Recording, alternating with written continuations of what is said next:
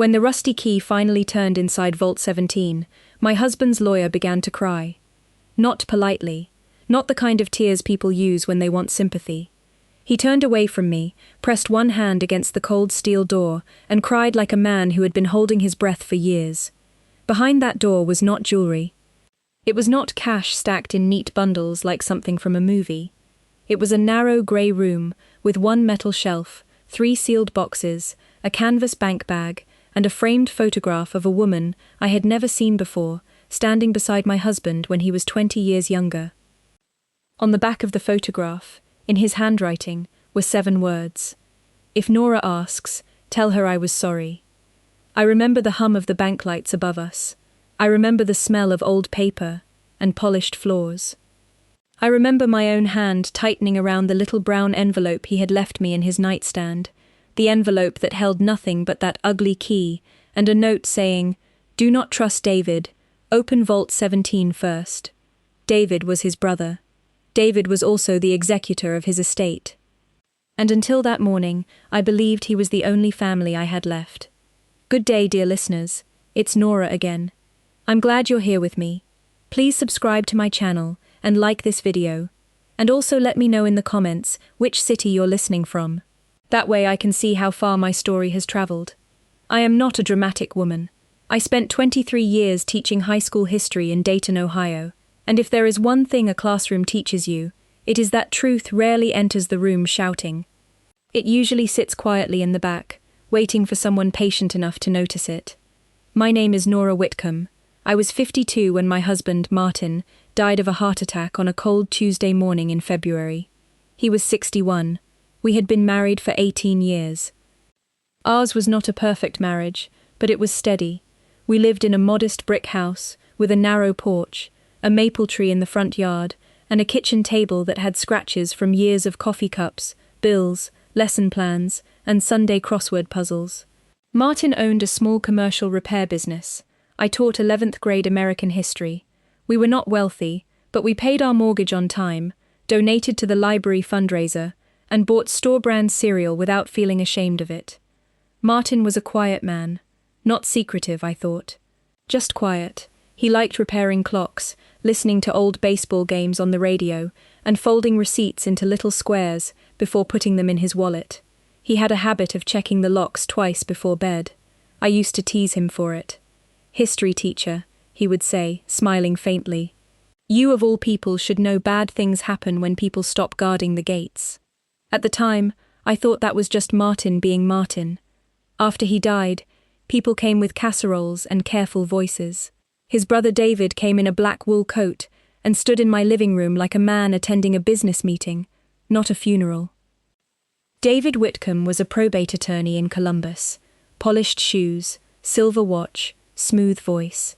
He had the kind of manners that made people apologize when he was the one interrupting them.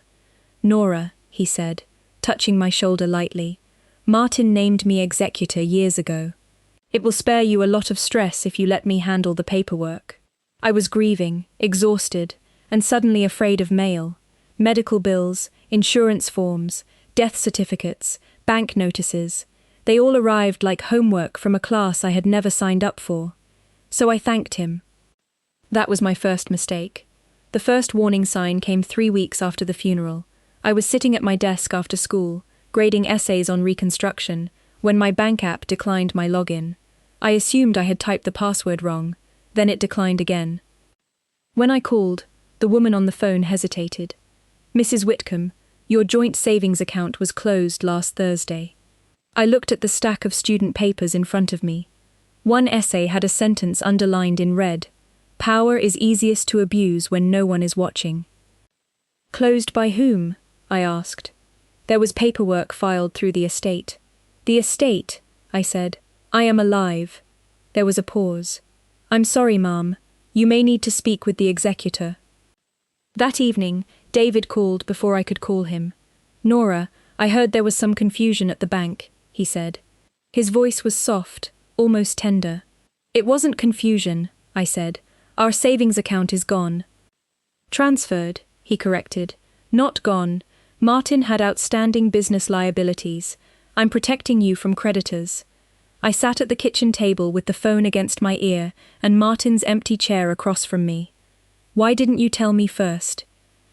"Because you're grieving," David said, "and grieving people often misunderstand legal necessities." That sentence stayed with me. As a teacher, I had learned to listen for the moment someone answered a question I had not asked. David was not explaining the transfer. He was explaining why I was not allowed to question it. Small things followed. Martin's business laptop disappeared from our den. David said he had taken it for estate review. A file cabinet in the basement had been opened, though I knew I had locked it. A woman from Martin's old office called me, then hung up when I answered. Twice, I saw a dark SUV parked across the street, engine running, and when I stepped onto the porch, it drove away. Then came the envelope. I found it inside Martin's nightstand, taped beneath the bottom drawer. I was looking for his Veterans Administration card because David said he needed a copy. Instead, my fingers brushed paper. The envelope was old, brittle at the edges, with my name written across it in Martin's hand. Inside was the key. Rusty, heavy, tied with faded blue thread. There was also a note. "Nora, if you find this, I waited too long. I am sorry. Do not trust David. Open Vault 17 first. Ask for Margaret Bell, at First Union Trust. Do not sign anything until you see what I left there. M."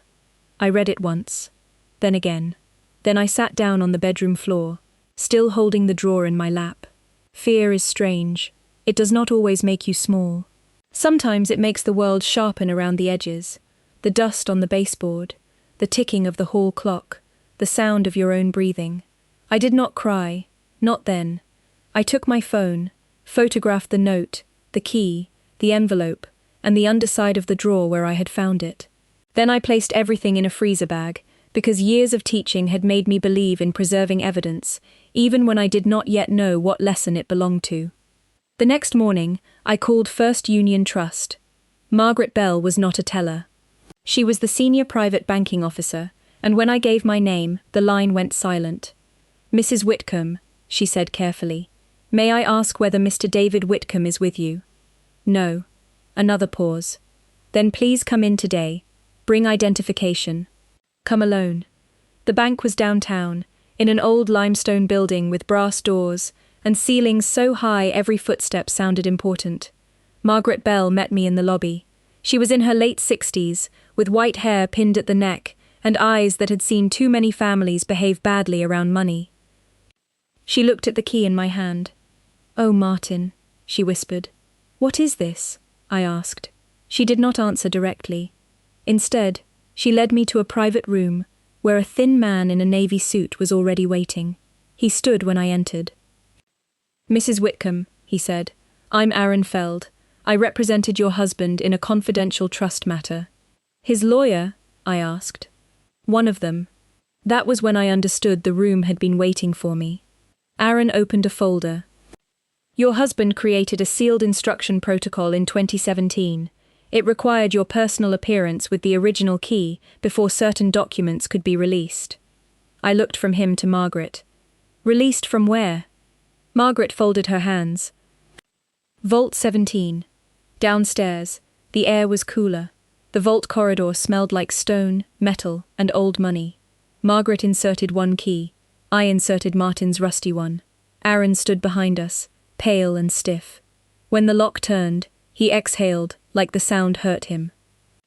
The door opened, and there it was. The boxes, the bank bag, the photograph. Aaron picked up the picture first, and his face changed. "I told him not to keep this here," he said. "Who is she?" I asked. He looked at me for a long moment. "Her name was Lydia Crane, and, Mrs. Whitcomb, before I tell you anything else, you need independent counsel." "I thought you were his lawyer." "I was," he said quietly. "But what is in this vault may make me a witness." Then he covered his eyes with one hand. "I'm sorry. I should have pushed him harder." That was when the story I thought I was living ended, and the one Martin had hidden from me began. I did not take the boxes home that day. I may have been frightened, but I was not foolish. Aaron advised that the contents be inventoried under camera, with Margaret present, and copies made before anything left the bank. Inside the first box were trust documents. Inside the second were stock certificates and deeds. Inside the third were letters, photographs, and a small digital recorder sealed in plastic. The canvas bank bag held a ledger, a handwritten ledger, names, dates, transfers, account numbers, initials. At the very top of the first page was David's name. Beside it, in Martin's handwriting, was one sentence. He started with Lydia's estate. That night, I drove home but did not go inside. I sat in my car in the driveway with both hands on the steering wheel, while the porch light flickered against the windshield. My house looked the same. The maple tree, the curtain in the kitchen window, the clay pot by the steps where I planted basil every spring. But it no longer felt like shelter. It felt like a place someone had searched. I thought about all the history lessons I had taught. Empires did not collapse in one day. They cracked first. A missing document, a quiet transfer of power. A trusted advisor who controlled the records. A widow told she was too emotional to understand the law. I took out a yellow legal pad from my school bag and wrote 4 words at the top. What do I know? Then I made a list. Martin warned me not to trust David. David had moved money without telling me. David had taken the laptop. David was executor. David was also named in a private ledger hidden in a bank vault. At the bottom, I wrote one more sentence. Do not confront him yet. That sentence may have saved me. The next morning, I called a lawyer recommended by Aaron but not connected to him. Her name was Simone Alvarez. She was a probate and financial fraud attorney in Cincinnati, and she had the calmest voice I had ever heard. After I explained the note, the key, the vault, and David, she said, Mrs. Whitcomb, from this moment forward, you do not speak to him alone. He is my brother-in-law. He is an adverse party with access to your finances. That was the first time anyone named it plainly. Simone gave me homework, and I welcomed it. Homework I understood. Do not sign estate documents. Change passwords from a secure device. Freeze credit. Photograph every room in the house. Make a timeline of every conversation. Request certified copies of all account closures. Save voicemails. Do not accuse. Do not threaten. Let him underestimate you. I spent the next week moving through my life like a substitute teacher had taken over my body. I taught the Missouri Compromise, answered emails from parents, supervised lunch duty, and each evening came home to scan documents at the kitchen table. Martin had been organized in ways I had never appreciated. Behind loose bricks in the basement wall, I found old tax returns. Inside a box labeled Christmas lights, I found copies of wire transfer confirmations. In the garage, taped beneath the workbench, I found a flash drive wrapped in electrical tape. I called Simone before opening it. Bring it to my office, she said. Chain of custody matters. Chain of custody. I wrote that phrase in my notebook. It sounded like history again. Proof was not enough. You had to show where proof had been, who touched it, and why it could be trusted. The flash drive contained scanned letters from Lydia Crane. Lydia had been Martin's first business partner before I knew him. She was a widow, with family money and no children.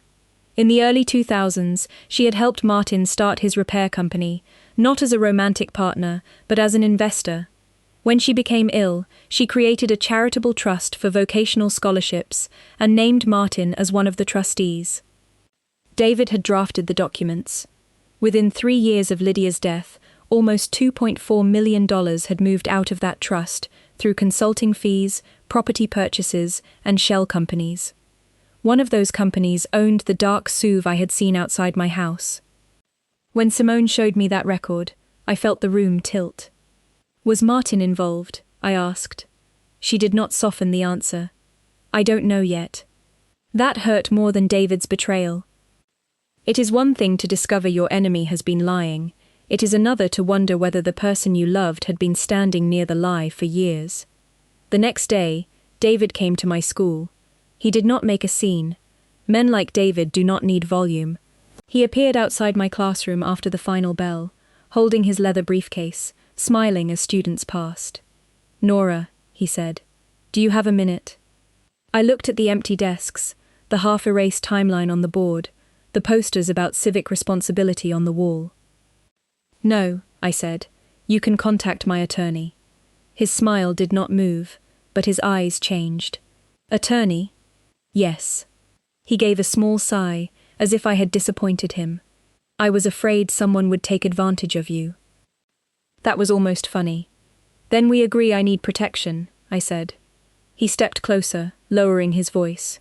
Martin left a complicated mess. If you start digging through things you don't understand, you may damage his reputation. Is that what you want? There it was. Not concern. A threat dressed in mourning clothes. I picked up my phone from the desk and held it where he could see the screen recording. Please leave my classroom, David. For the first time, his politeness cracked. You have no idea what he did. No, I said, but I'm learning. He left.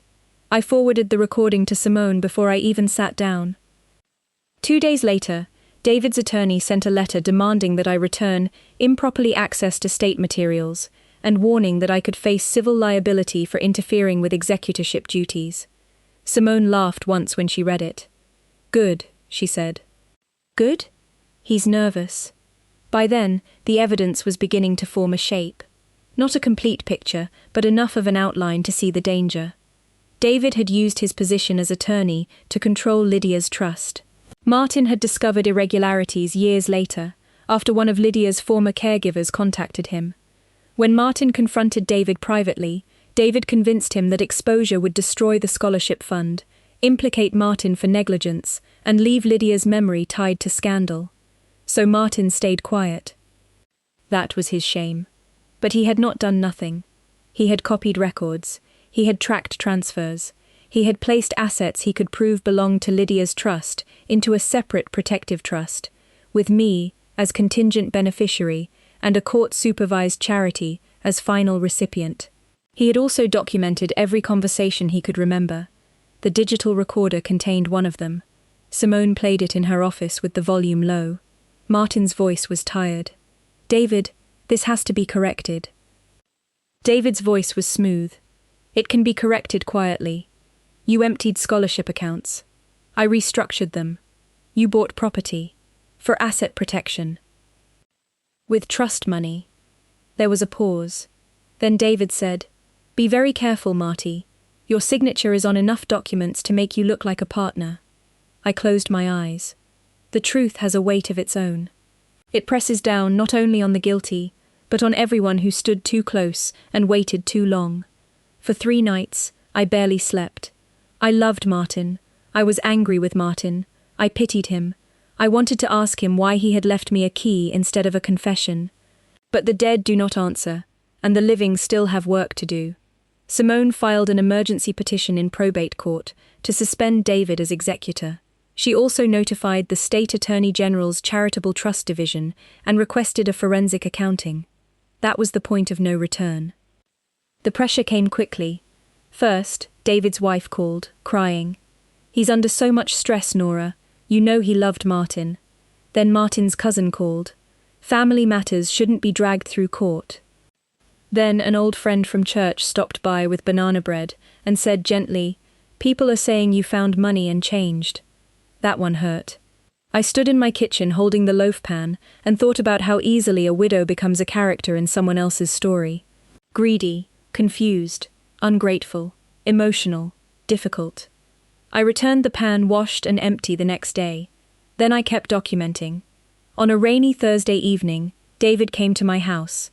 I saw him through the front window before he rang the bell. He stood beneath the porch light in a charcoal overcoat, water shining on his shoulders. For a moment I remembered him at our wedding, raising a toast to family loyalty. I called Simone. She told me to put her on speaker and leave the phone face down on the table. Then I opened the door, but did not invite him in. Nora, he said, this has gone far enough.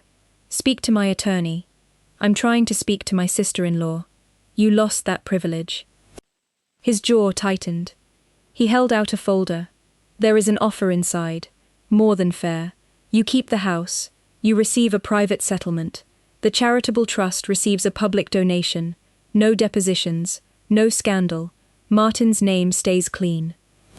I looked at the folder but did not take it. What happens to your name?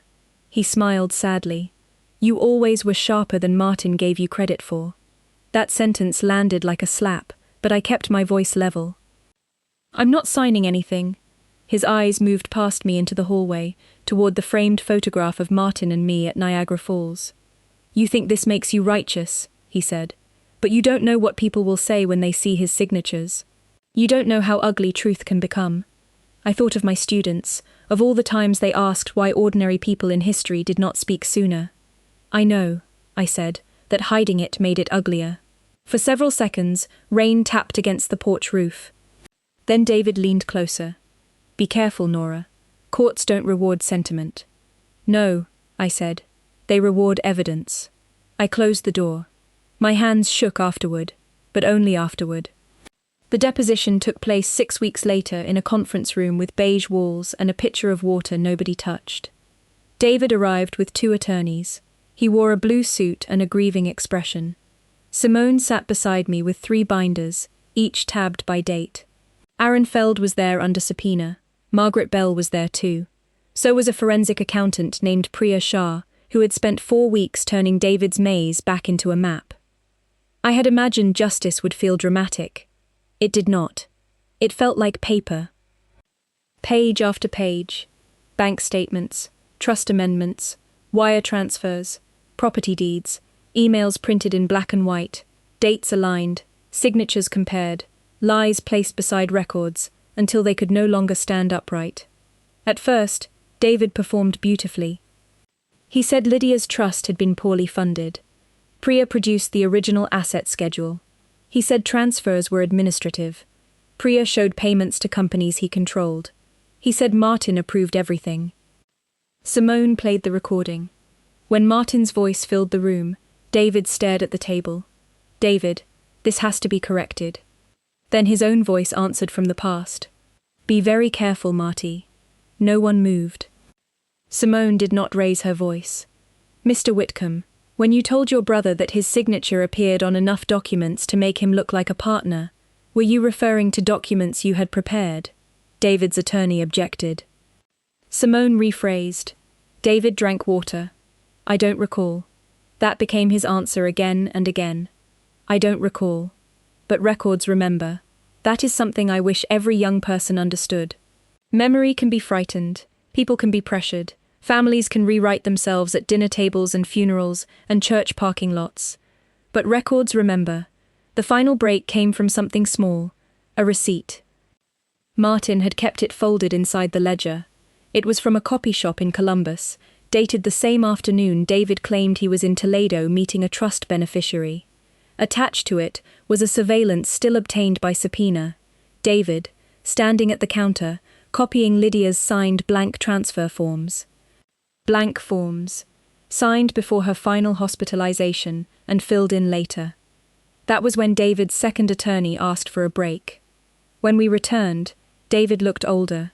Not sorry, just smaller. The probate judge removed him as executor the following week and appointed a neutral administrator. The Attorney General's office opened a formal investigation into the charitable trust. Civil claims followed, then criminal ones. In the end, David surrendered his law license before the disciplinary hearing. Several properties were liquidated. The scholarship trust recovered most of what had been taken, though not all. Money, once scattered through enough doors, does not always come home whole. Martin's protective trust was validated. Our house was secured in my name. My savings were restored. I received enough to retire early, though I did not do it right away. David accepted a plea agreement for financial crimes connected to trust misappropriation and falsified filings.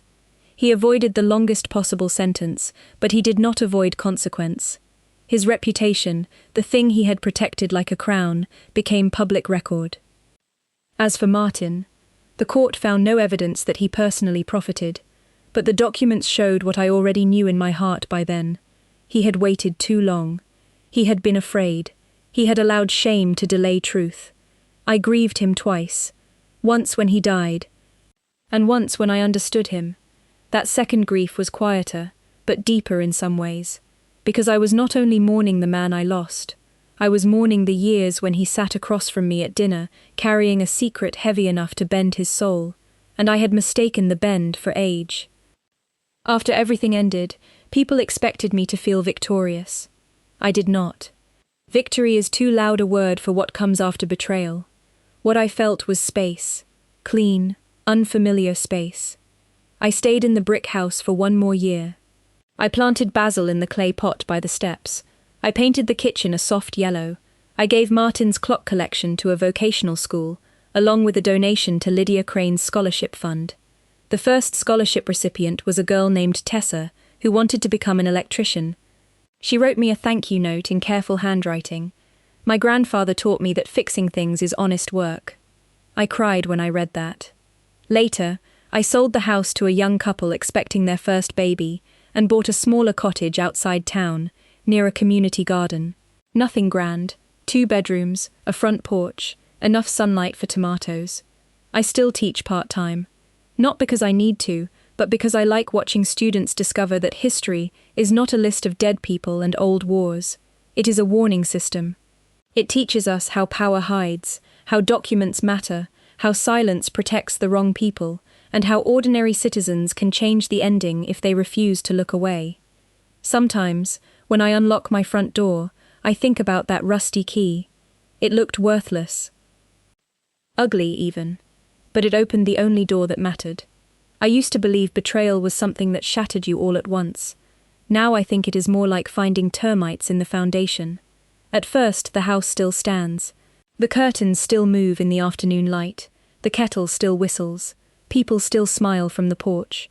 But underneath, something has been eating quietly. Healing is not pretending the damage was never there. Healing is rebuilding with your eyes open. I did not become rich in the way people imagine. I did not buy a mansion. I did not replace my car with something red and ridiculous. I did not become someone else. I became safe. I became careful. I became free. And freedom, at my age, feels less like fireworks and more like morning coffee on a porch nobody can take from you. If there is one lesson I would leave you with, it is this. When someone tells you that asking questions will hurt the family, protect the reputation, or make you look greedy, pause and look closely. Honest people may dislike questions, but dangerous people fear records. Keep copies, trust patterns. Do not confuse politeness with goodness. And never let anyone convince you that calm obedience is the same as love. Martin left me a rusty key, but what he really left me was a final lesson. Truth may arrive late, damaged, and covered in dust, but if you have the courage to turn it, it can still open the door. So tell me, dear listeners, what would you have done if the person you trusted most left you a key and a warning from the grave? Would you have opened Vault 17? Or would fear have made you leave it locked forever? Share your thoughts in the comments, and if this story stayed with you, please like, subscribe, and pass it on to someone who needs to remember that peace is worth protecting.